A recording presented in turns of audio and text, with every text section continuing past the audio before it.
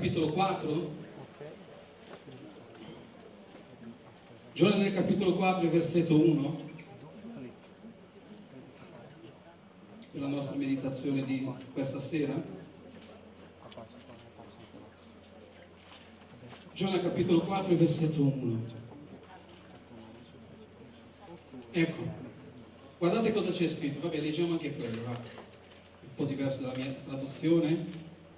C'è scritto: ma questo dispiacque molto a Giona, che si adirò. Nella mia traduzione c'è scritto: ne fu irritato, è la stessa cosa. Poi volevo il versetto 4. Versetto 4. Ma l'Eterno disse: ti pare giusto adirarti così?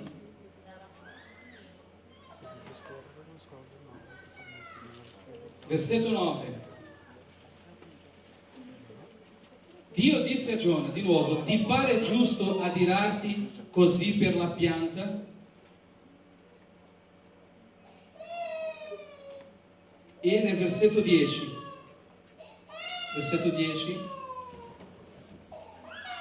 ma l'Eterno disse: tu hai avuto compassione per la pianta, per cui non hai facciato né hai fatto crescere, e che in una notte è cresciuta e una notte è perita. E il versetto 11 è l'ultimo. E non dovrei io avere compassione di Ninive, la grande città nella quale ci sono 120.000 persone che non sanno distinguere la loro destra dalla loro sinistra, e una grande quantità di bestiame? Ecco, i tre primi passaggi che ho letto. Nel versetto 1 Dio dice a Giona: Giona ne provò grande dispiacere e ne fu irritato, versetto 1. Poi nell'altro, versetto 4, il Signore gli disse: fai bene irritarti così. Poi nel versetto 9: fai bene irritarti così a causa di un ricino. Cioè, in questa conversazione del profeta Giona con Dio gli dice più volte: fai bene irritarti così o adirarti così.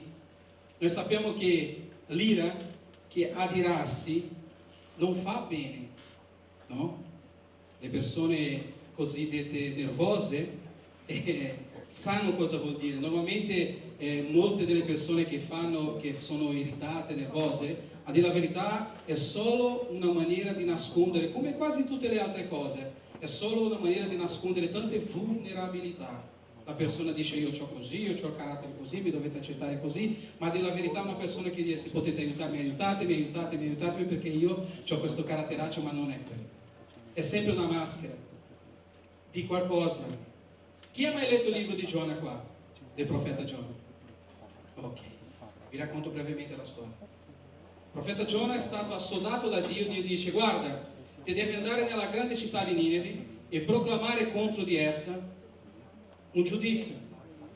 Vai da loro e dici che fra 40 giorni io distruggerò tutto.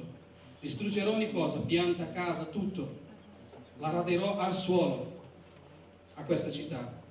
E il profeta, sentendo questa sentenza, questa richiesta da parte di Dio, compra un biglietto per Monte Carlo e non va a Ninive. Lui arriva nella barca, arriva nel porto, va e praticamente dice: dov'è il posto più lontano da Ninive? Dov'è la città? Il posto più lontano da questa città di Ninive? Dice: guarda, è in Spagna. Ah, Spagna, bambolero, va là. No, Spagna, oh, che bello, vado là. Mariachi, no, ma che mariachi? C'è di Siviglia e c'è tutta quella qua, bellissimo Spagna, ma va a Ninive. Ninive oggi è Mosul, in Siria, per cui bombe da tutte le parti. Nessuno vuole andare là, è meglio andare in Spagna, anch'io ci andrei in Spagna. E lui dice: dov'è il biglietto più lontano? Prende il biglietto, va per la Spagna e comincia ad andare. Mentre lui è nella barca, dice che Dio provoca una grande tempesta, e la tempesta comincia a versare su quella barca, e i marinai sono esasperati, dicendo: ma come mai una tempesta di questo genere? Per dire, noi facciamo sempre questa rotta, la barca non è mai, tempeste ne abbiamo viste, ma così forti, c'è qualcosa che non ci quadra, c'è qualcosa che non va. Allora I marinai cominciano, dice qua, versetto 4, il Signore scatenò un grande vento sul mare e vi fu sul mare una tempesta così forte che la nave era sul punto di sfasciarsi. I marinai ebbero paura e invocarono ciascuno il proprio Dio. Allora uno dice, Dio dei fagioli, aiutaci perché stiamo a perire. L'altro, Dio del riso, aiutaci perché stiamo a perire. Dio del mare, aiutaci perché stiamo a perire. Dice che i marinai, ognuno ha invocato il proprio Dio. Il proprio Dio, perché in quella barca ognuno aveva un suo Dio, un Dio protettore, no? San Giorgio, un sacco di altra gente, no? Ognuno aveva il suo. E loro cominciano a invocare i loro dei, uno invoca Dio Diana, l'altro Apollo, l'altro Tizio, Caio, Simpronio, e nessuno risponde. Nessuno risponde. Invocarono ciascuno il proprio Dio e gettarono al mare il carico di bordo per alleggerire la nave. Giona invece, che doveva portare un messaggio di Dio, cioè Dio l'ha assodato, ha detto tu devi portare un messaggio. Giona era tranquillo, insensibile alla situazione. Guardate come tranquillo, dice che Giona invece era sceso in fondo alla nave e si era coricato e dormiva profondamente. C'è la nave, Giona, chi se ne importa di loro, io sto scappando, io sto andando dall'altra parte, arrangisi. Il capitano gli si avvicinò e gli disse, che fai qui, dormi? Che fai qui, dormi? Dormi, e dice che dormiva profondamente. Alzati, invoca il tuo Dio, forse Ele si darà pensiero di noi e non periremo. Poi si dissero l'uno all'altro, venite, tiriamo sorte e sapremo per causa di chi ci capita questa. Vediamo versetto 7. Gettarono le sorti e la sorte cade su Giona. Eccolo là. Versetto 9, 8. Allora gli disse, spiegaci dunque, per causa di chi ci capita questa? Cos'è che c'è scritto? La sciagura? Sciagura. Sciagura. Qual è il tuo mestiere? Da dove vieni? Qual è il tuo paese? A quale popolo appartieni? E le rispose loro, sono ebreo, temo il Signore, Dio del cielo, che ha fatto il mare e la terra ferma. Ecco, normalmente succede una cosa. Noi che siamo cristiani, una volta ho già parlato di questo, noi che siamo cristiani, simpatizzanti di Cristo, di Dio e tutto quanto, dobbiamo fare un'attenzione tremenda, perché quello che noi siamo rappresenta qualcuno. Se io cammino e vado in giro dicendo che sono cristiano, le persone osserveranno. Se dico che servo Dio, le persone osserveranno. Le persone cominceranno a guardarti in maniera e normalmente per prendere su un fallo. Perché normalmente quello che fa ridere, che dà piacere alle persone, è prendere in giro noi. Ciao cristiani, sì, ma voglio vedere nel momento là nel lavoro quando il capo lo strilla, vedi che poi dirà, vai anche te, o cose di questo genere, no? La gente aspetta questo, aspetta che diciamo una parolaccia, aspetta che insultiamo una persona, oppure che quando una persona ci provoca noi andiamo subito a ridare la paga, perché io sono cristiano ma non sono stupido. Io sono cristiano ma il mio braccio non è convertito. Io sono cristiano ma la mia bocca non è convertita.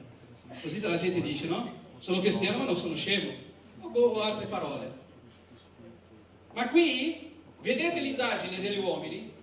Prega il tuo Dio per vedere se Lui ci aiuta. E cominciano a dire, a che chiesa appartieni? Cosa fai nella vita? Qual è? Sei un sacerdote? Sei un levita, un musicista? Cosa stai facendo in quest'opera? E loro cominciano a chiedere, da dove vieni? Qual è il tuo paese? A quale popolo appartieni? Facci sapere, no? Sono ebreo. Sono ebreo, popolo scelto di Dio, da Dio. Temo il Signore. Temo il Signore. Ha avuto coraggio di dire temo il Signore, la barca stava facendo così e lui dormiva tranquillamente là sotto. Temo il Signore, Dio del cielo, che ha fatto il mare e la terra ferma. Cioè lui ha aperto la bocca, e a volte succede a noi, di parlare di un Dio così grande ma di non crederci neanche di quello che stiamo parlando. Può succedere? No, può succedere perché lui dice io sono ebreo, temo il Signore, colui che ha creato il cielo, il mare e la terra ferma. E mentre la barca era là che imperversava, gli uomini che erano vicino, allora quegli uomini furono presi da grande spavento e gli domandarono: perché ci hai fatto questo? Ossia, tu mi dici che sei ebreo, che temi il Dio l'Eterno? Cioè lui non ha avuto paura di niente, non ha capito tutto quello che stava accadendo, mentre gli uomini che erano lì, che non credevano in Dio, hanno capito che c'era qualcosa che non andava. Cioè loro hanno avuto più discernimento di lui per dire: se fosse io posso, perché hai aperto la bocca per dire tutte queste cose? Sei ebreo, temi il Signore, ossia non hai vergogna di dire queste cose? Dice agli uomini. Allora quegli uomini furono presi da grande spavento e gli domandarono: perché hai fatto questo? Quegli uomini infatti sapevano che egli fuggiva lontano dalla presenza del Signore, perché egli aveva messi al corrente di ogni cosa. Poi gli dissero: che dobbiamo fare di te perché il mare si calmi per noi? Il mare infatti si faceva sempre più temeroso. Allora Giona dice: prendetemi e gettatemi in mare e il mare si calmerà per voi, perché io so che questa tempesta vi piomba addosso a causa mia. Uno pensa: scusa, questo qua è ebreo, teme il Signore che creò il cielo, non è il nostro Dio, Dio del sole, Dio del sale, dello zucchero, è il Dio che ha creato i cieli, la terra, il mare, tutto quanto, e non gli importa niente della vita umana, di noi, di nessuno. Piuttosto dice: gettatemi al mare e la cosa vi tranquillizzerà. Perché? Perché Giona era stato inviato da Dio per proclamare a un'intera nazione il giudizio di Dio. Ma Giona con questo stava dicendo: guarda, di quella gente proprio me ne infischio, uccidetemi piuttosto, ma io non vado là a portare questo messaggio. Ammazzatemi, non c'ho voglia che muoiano, ma io non vado a parlare con questa gente, io non mi predispongo, questo è il mio carattere. Dio ha detto di andare di qua, io voglio andare di là, sono fatti miei, piuttosto muoio ma non vado a dire niente a loro. Chi se ne importa? Ma cosa ci guadagno con questa cosa? Mi alzeranno di grado, mi metteranno in evidenza? No, gettatemi in mare, piuttosto muoio che andare a dire a della gente riguardo al messaggio che Dio ha parlato. Vedete? Tuttavia, versetto 13, tuttavia quegli uomini remarono con forza per raggiungere la riva. Questa cosa mi ha toccato molto nel versetto 13. Lui dice: uccideteli.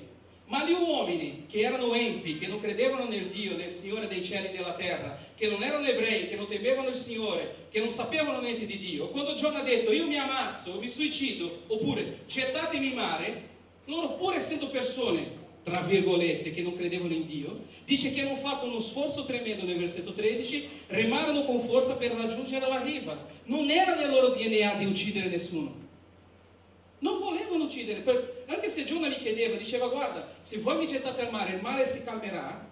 Ma quegli uomini avevano un timore, anche se adoravano altri dei, avevano un timore dentro di sé di non spargere sangue di nessuno, avevano un riguardo per la vita umana.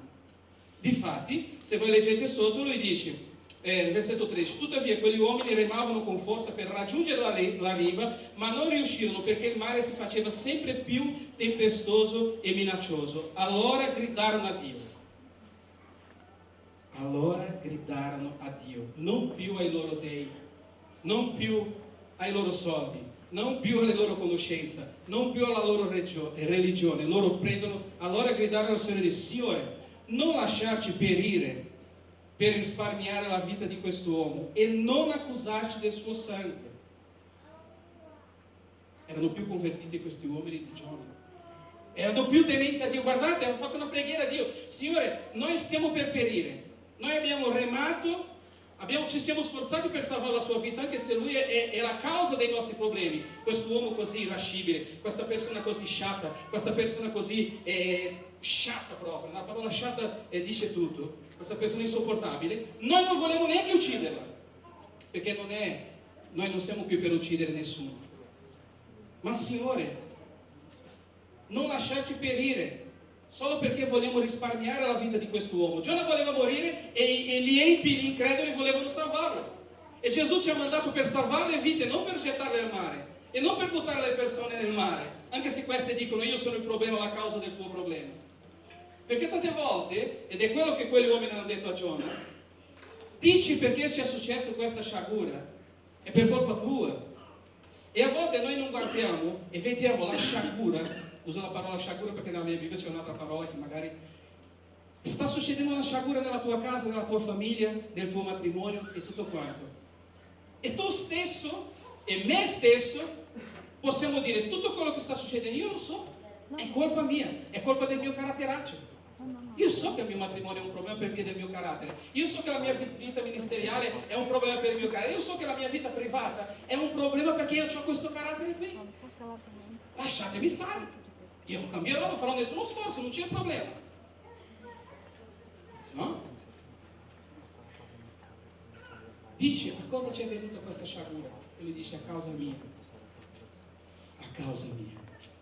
A causa mia che sono ebreo, che temo il Signore, il creatore dei cieli, della terra, del mare.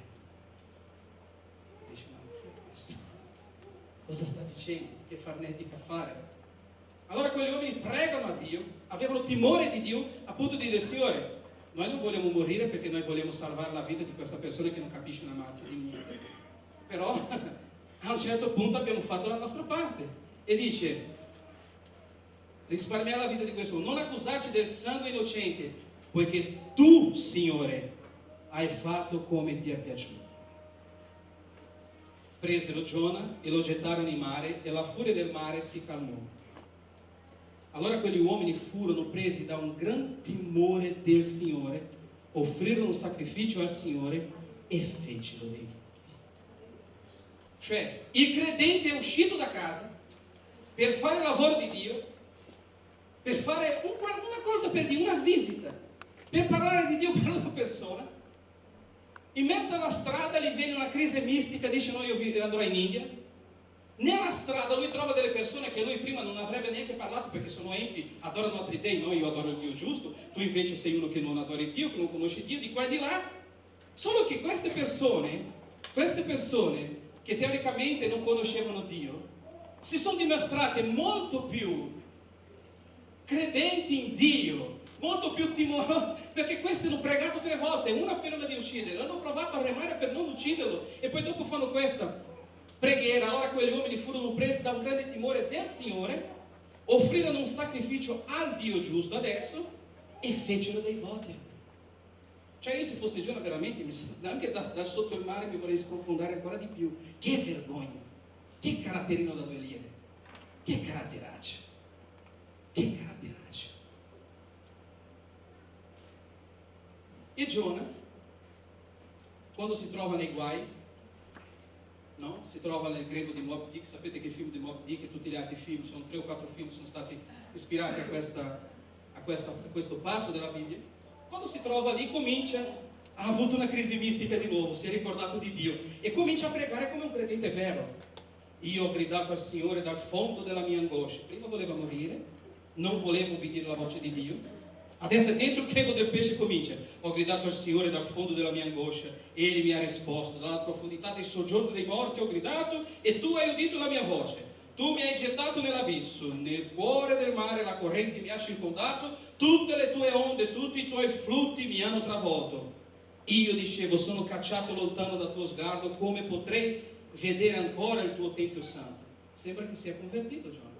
Una preghiera del genere, anche comincio già, no? Alleluia, gloria a Dio. Dico, guarda che il credente sta tornando in sé. Le acque mi hanno sommerso, l'abisso mi ha inghiottito, le acque si sono attorcigliate alla mia testa, sono profondamente fino alle radici dei monti, la terra ha chiuso le sue sbarre su di me per sempre, ma tu hai fatto risalire dalla fossa, oh Signore mio Dio. Sai quelle preghiere che dice, oh Signore mio Dio, meraviglioso. E noi crediamo che Giona si sta convertendo di nuovo, sta tornando, diventando credente. E allora nel versetto 8 dice, quando la vita mi veniva meno in me, io mi sono ricordato del Signore e la mia preghiera è giunta fino a te, nel tuo Tempio Santo. Versetto 9, quelli che onorano gli idoli, vi ricordate? Hanno pregato il loro Dio là, quelli là erano quelli che onoravano gli idoli, sono stati più credenti di lui. Guarda cosa dice lui, quelli che onorano gli idoli vanno allontanando da te senza la grazia. No, senza la grazia ragiona, perché quelli là hanno riconosciuto Dio, hanno pregato a Dio, hanno cercato di risparmiare una vita. hanno cercato di fare tante cose meravigliose. Ma io ti offrirò sacrifici. Loro hanno offerto, quando hanno buttato Giona nel mare, grazie Signore che abbiamo buttato quella sciacquona nel mare, hanno offerto un sacrificio a Dio, con canti di lode, adempirò i voti che ho fatto. Scusa, Dio ha detto a lui di andare là a Nive, lui è andato? Lui è andato? No, perché c'è la sua testa, capisci? È un personaggio particolare, io sono nato così, cioè c'è il mio modo. Ma ti offrirò sacrifici con canti di lode, adempirò i voti che ho fatto, la salvezza viene dal Signore. Guarda che sentenza meravigliosa.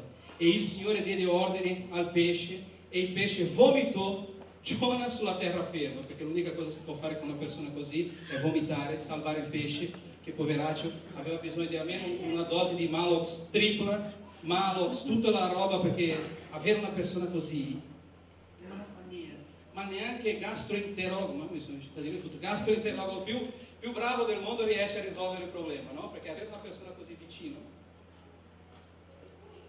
se il pesce potesse parlare, avrebbe detto così: io questo ce l'ho qua, ce l'ho qui, non ce la faccio più, questo proprio, mamma mia, grazie Signore che mi hai benedetto, mi hai liberato di questa cosa, no?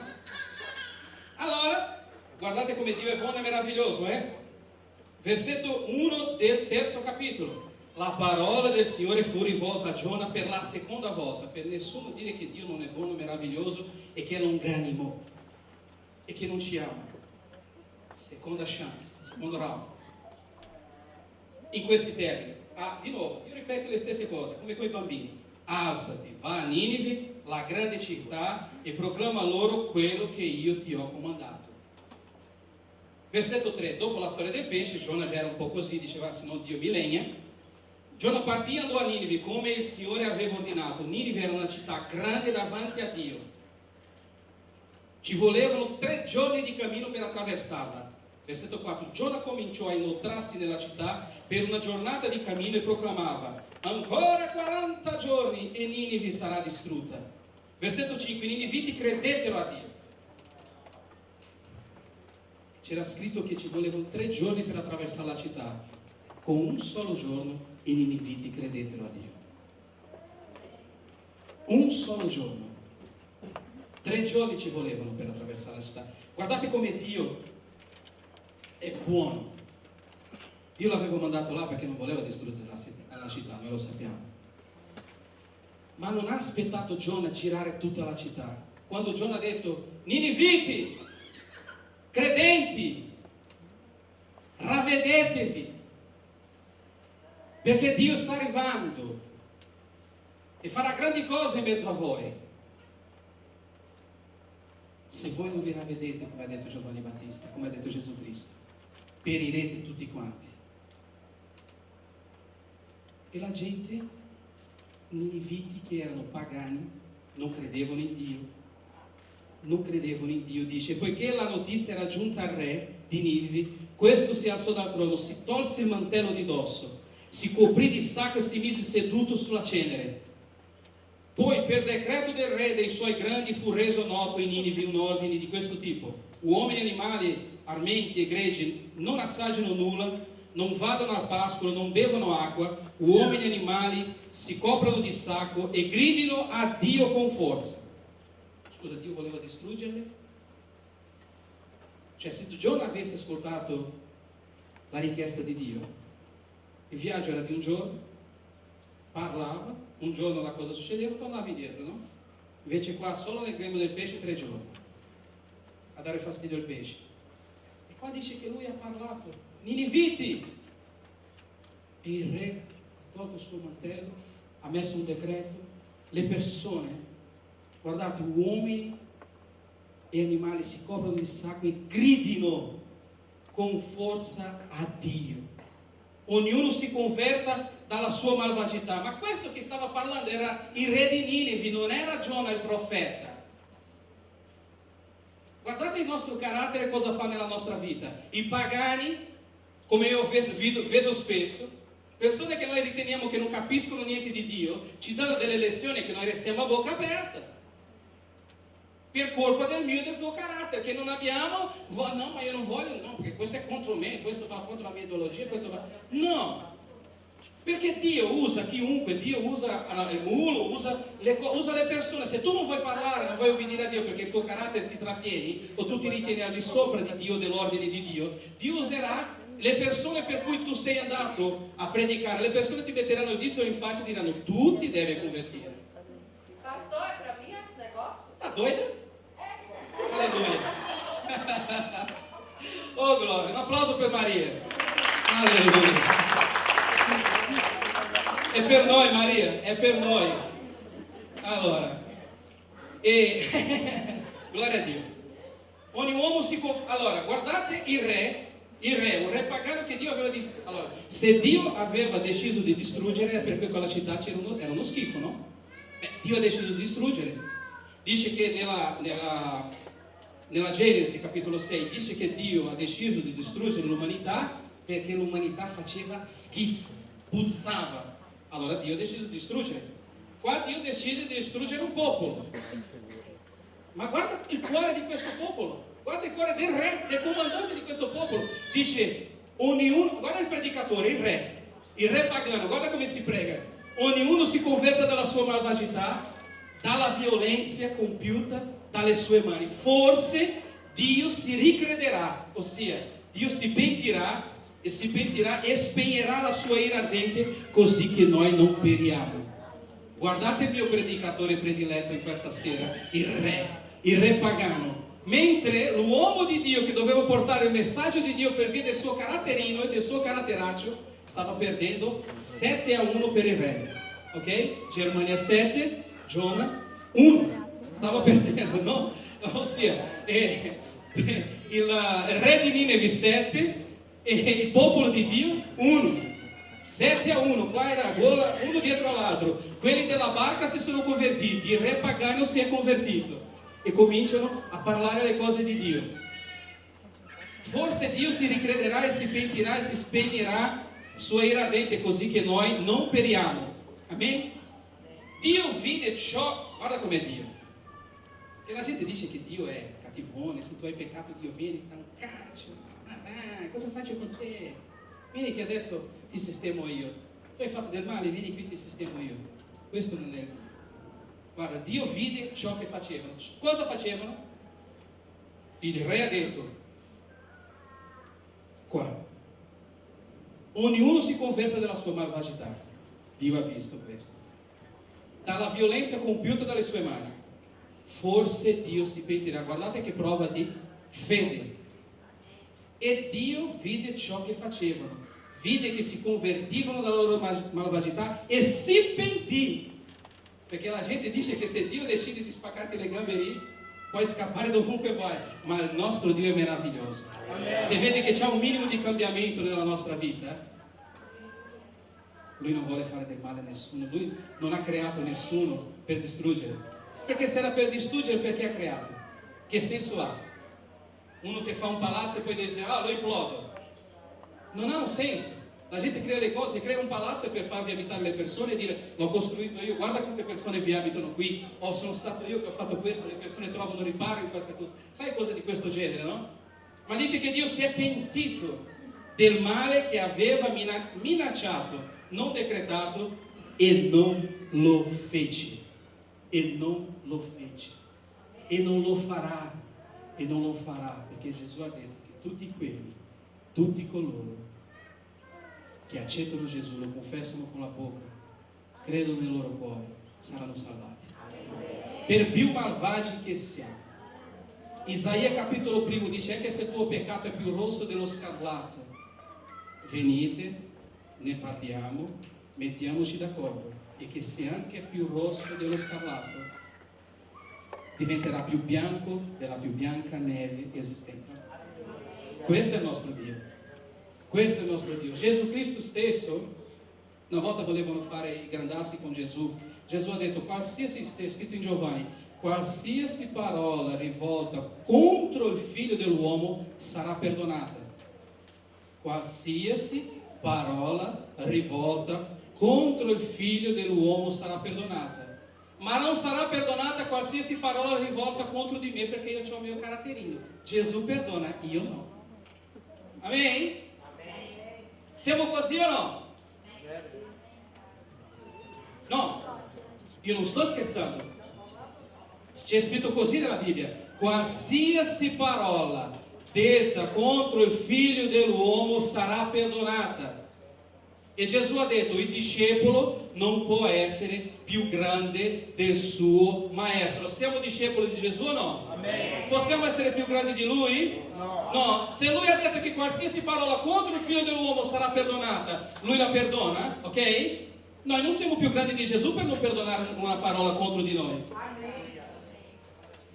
Il discepolo non è più grande del suo maestro. C'è scritto subito dopo.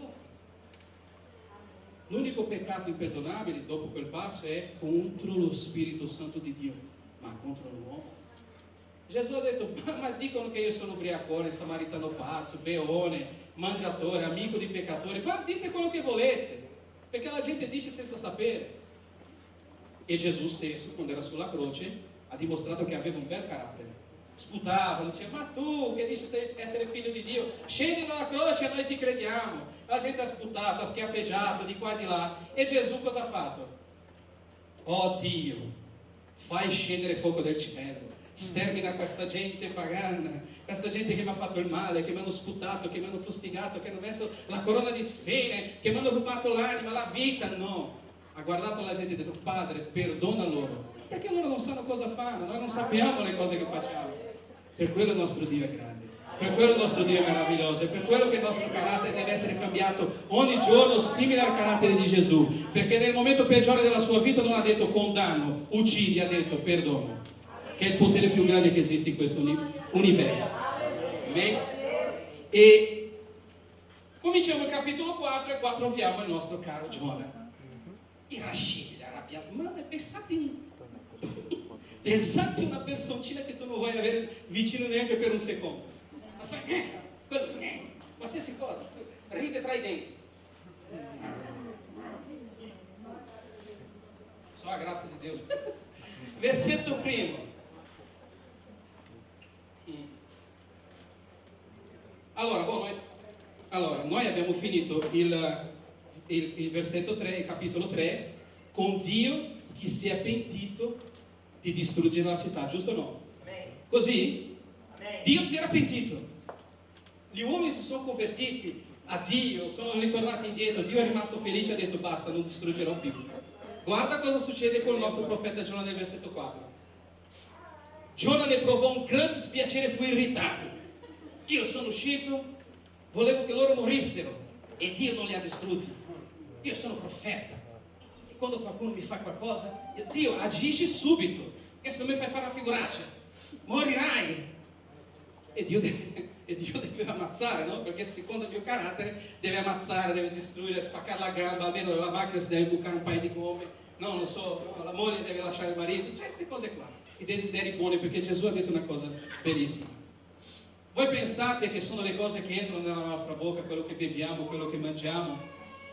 Non lo sto dicendo io, ha detto Gesù. Queste cose non contaminano l'uomo affatto, solo i religiosi. Queste cose contaminano i religiosi perché non entrano nella bocca, entrano qua.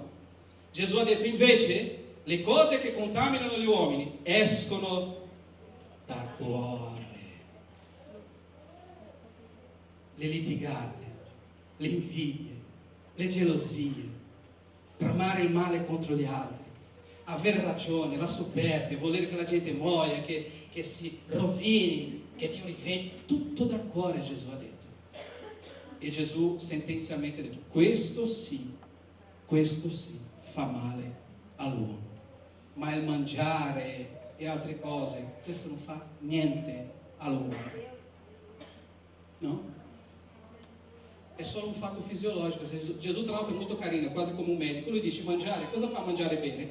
Entra qui, arriva qui e esce da lì. C'è scritto così nella Bibbia. Leggete la Bibbia, c'è scritto così. Gesù è stato veramente succinto, non so se si dice così. È stato chiarissimo. Ha detto: voi mettete troppa religione nelle cose. No, una cosa entra nel cuore dell'uomo e lo rovina. Ho sentito una volta, si perde pure la salvezza. Gesù ha detto: guarda, voi non avete capito né il potere di Dio e non avete neanche compreso la parola di Dio, perché queste cose entrano in bocca, arrivano in panza e escono da dove devono uscire. Basta. Guardate come Gesù è meraviglioso. Alleluia. Io amo Gesù perché la sua ironia è meravigliosa, è molto chiara, capisci?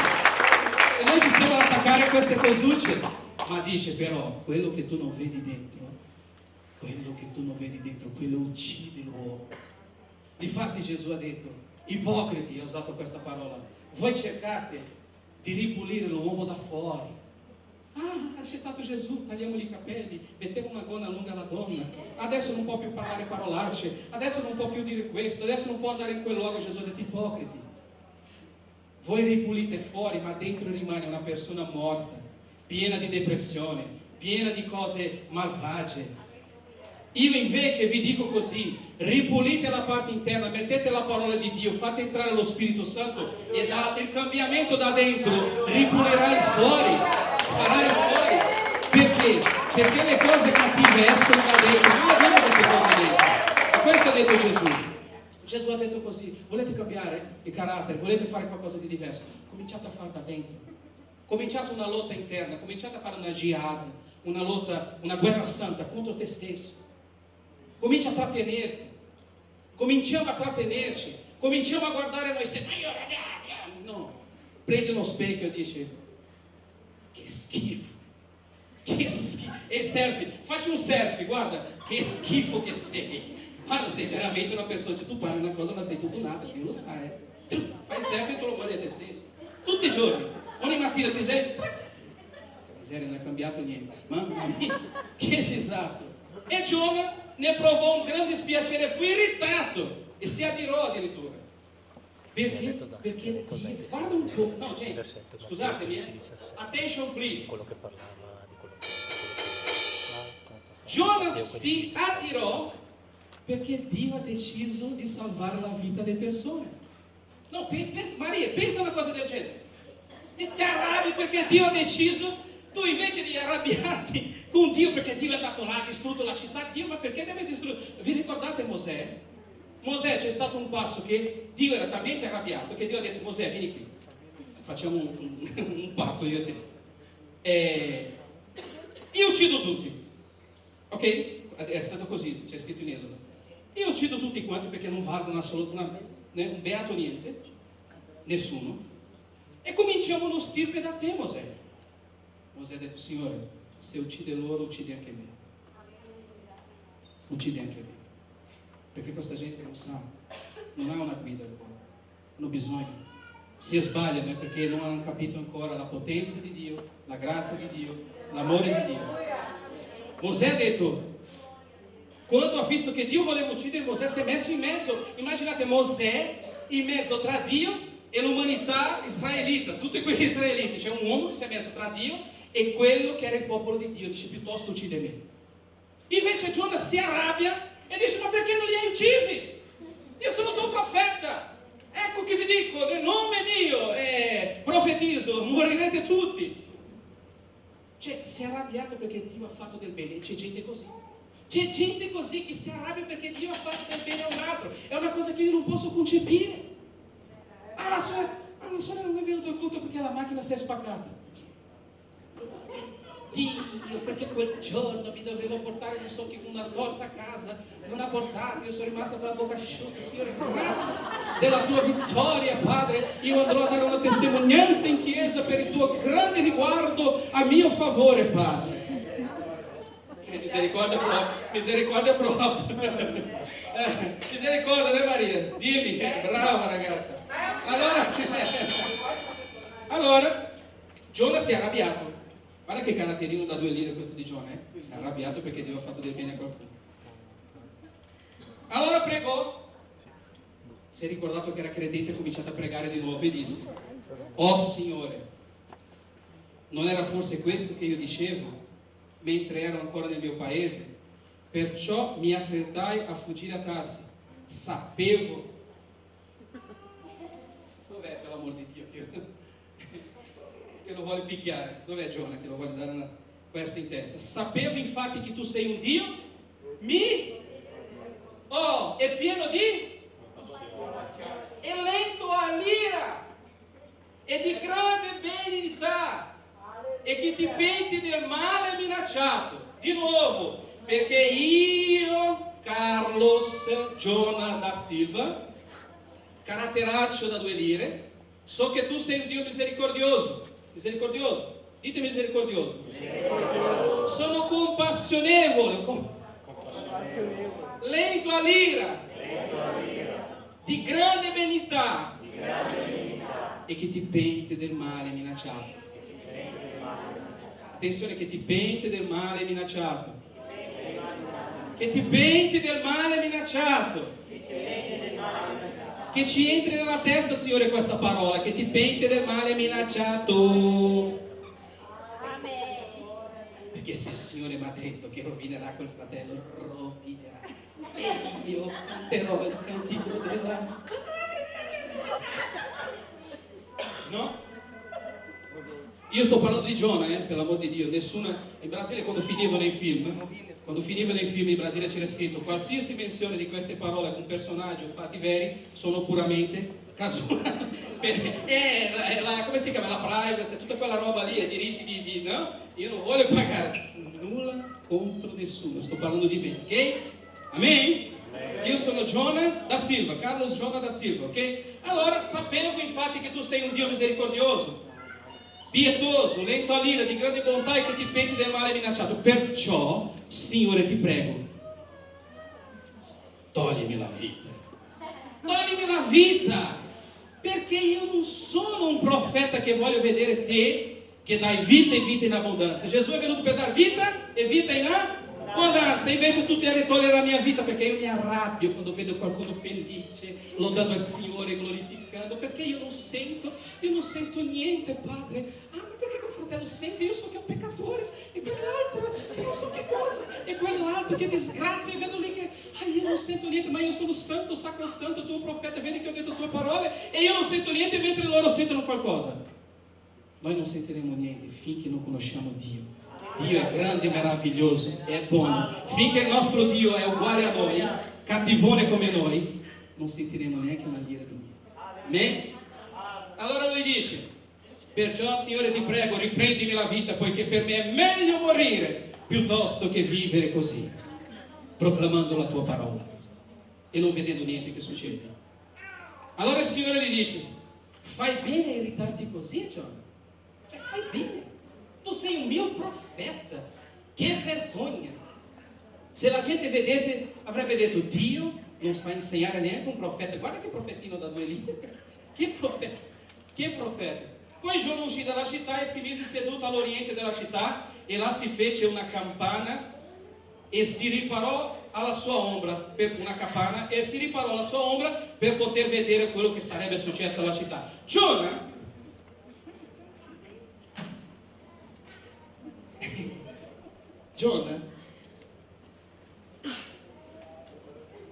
non ha creduto neanche a metà di quello che aveva detto.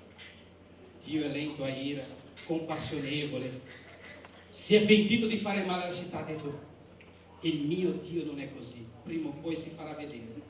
E si siede e guarda la città, Dio, voglio vedere, questa gente non si converte mai, prima o poi faranno di nuovo tutto quello che fanno, peccano ogni giorno, guarda, loro peccano ogni giorno. Prima o poi tu deciderai, ti arrabbierai, io non dirò niente, butta il fuoco direttamente su di loro, uccidili, e sei messo là.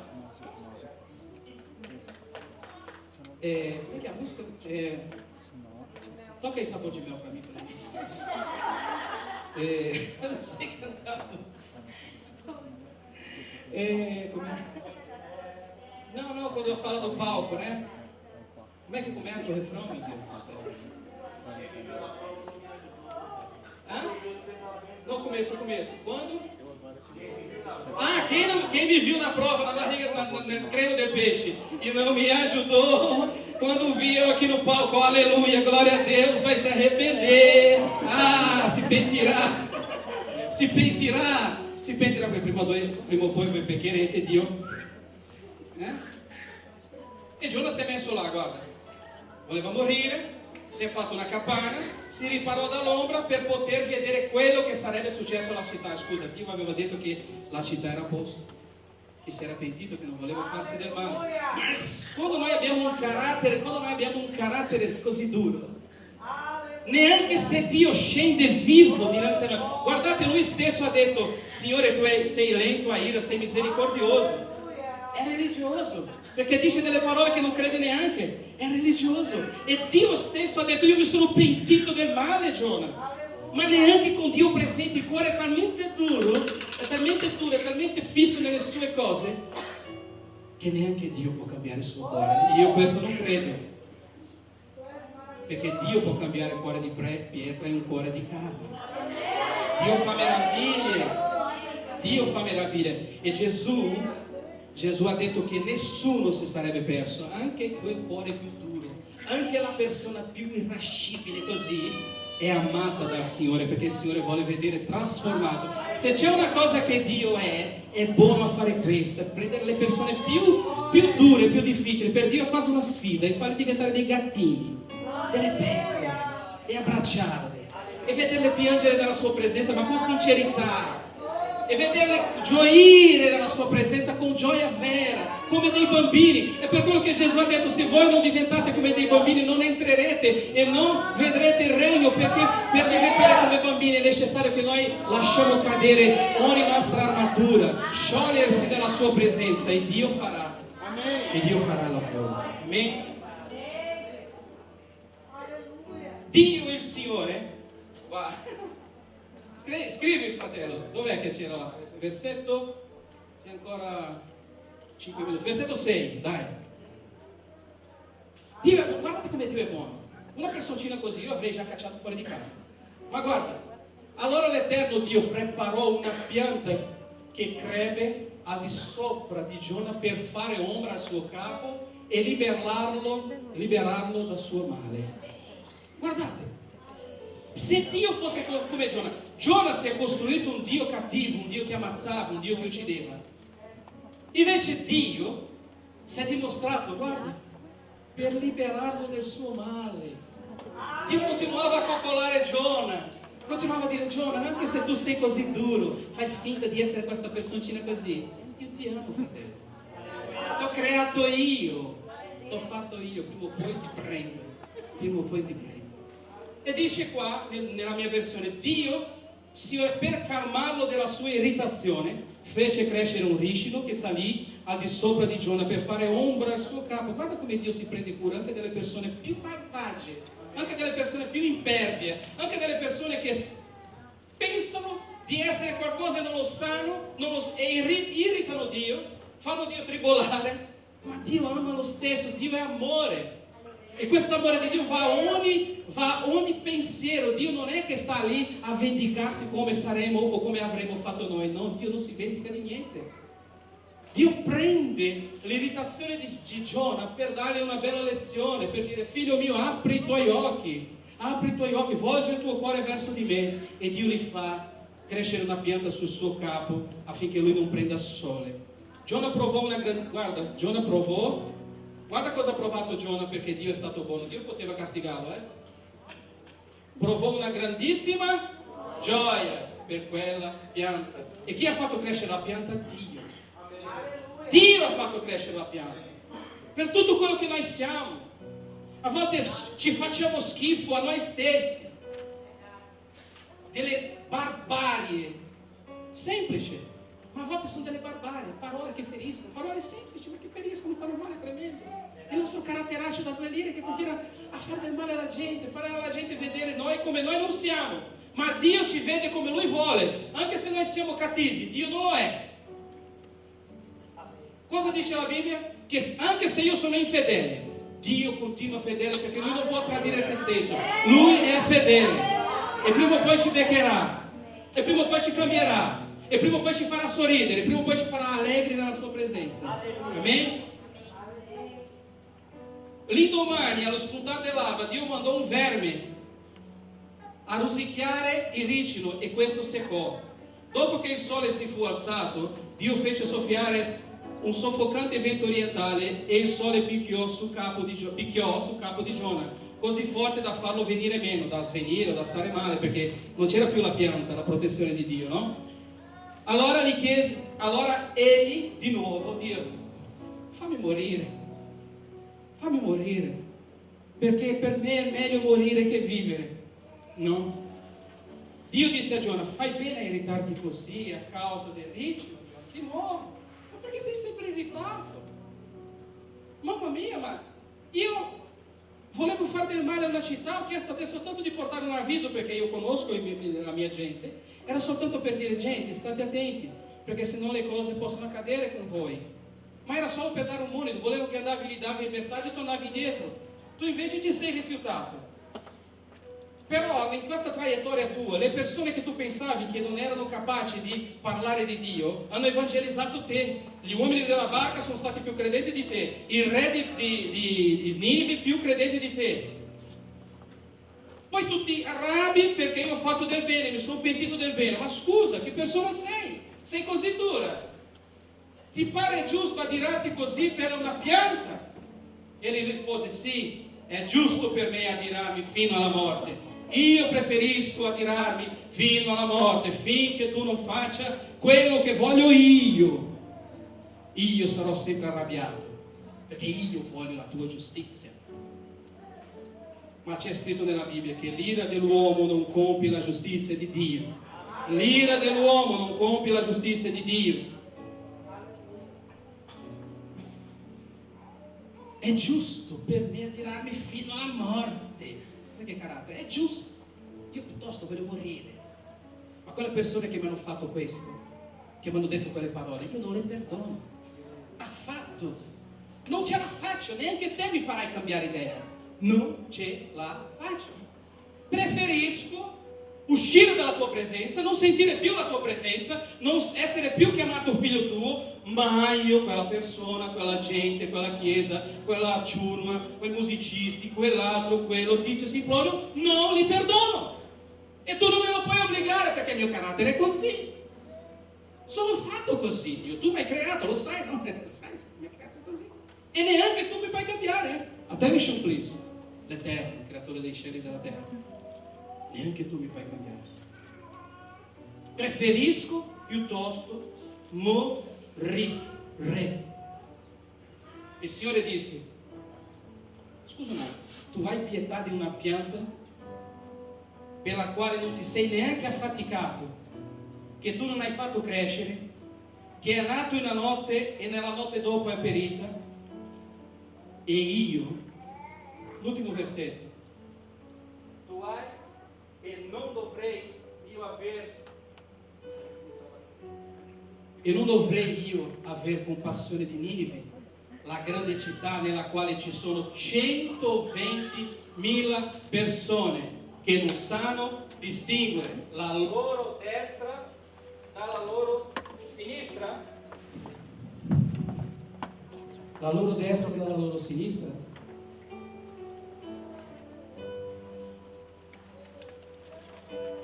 Mettiamoci in piedi. Oh, gloria a Dio! Dio è buono, fratello. Guardate che prove meravigliose dell'amore di Dio. Per più che una persona, per più che io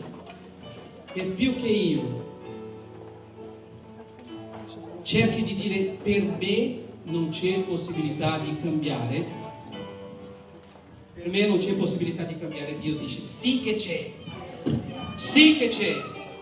E Dio continuerà a costruire sulla mia e sulla tua testa situazioni così buone.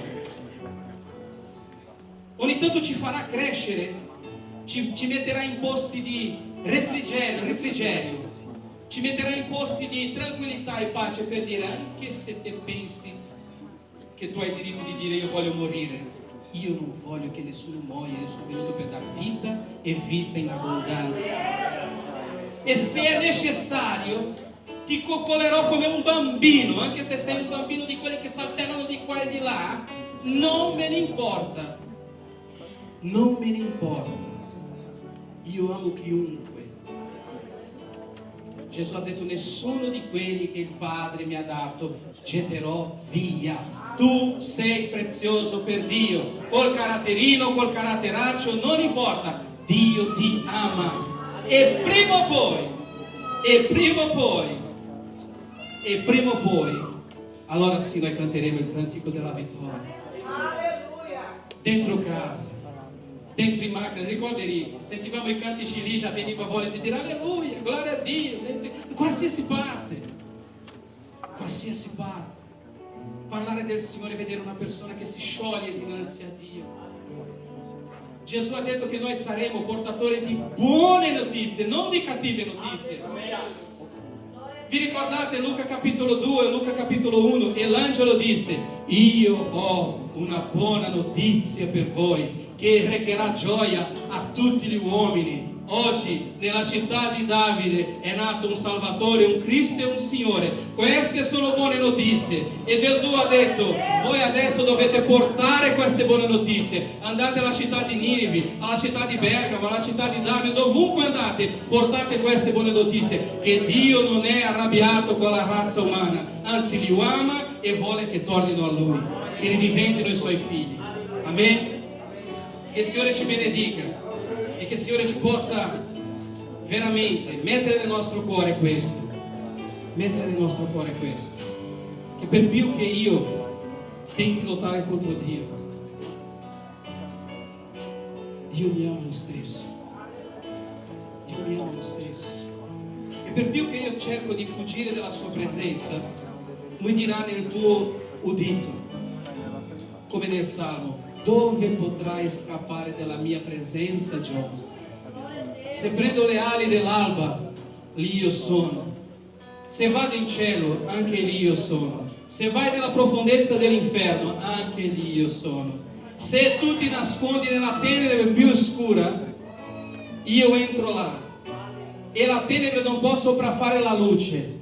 E per Dio la luce e la tenebre sono la stessa cosa. Dovunque noi andremo, il Signore ci troverà per dire: io ti amo. È inutile scappare. E ho le arnesi per cambiare carattere, ho tutte le mie ferramente meravigliose per fare con che tutti i miei figli arrivino nella mia presenza in quel grande giorno, tutti quanti esattamente uguali, tutti considerandosi e considerando gli altri figli di Dio, coeredi di Cristo, fratelli di Cristo. Amen. Che il Signore ci benedica questa sera, che questa parola che ha parlato tantissimo al mio cuore possa raggiungere anche il vostro. Se c'è una persona che voi credete che non cambierà mai, io vi do anche il diritto di credere che non cambierà mai, ma Dio sa che può cambiare. E se noi siamo profeti di Dio, se siamo ebrei, dimorati del Signore, conosciamo il Dio che ha creato i cieli e la terra, facciamo in modo che il nome del nostro Signore venga glorificato. Amen. Che Dio ci benedica questa sera.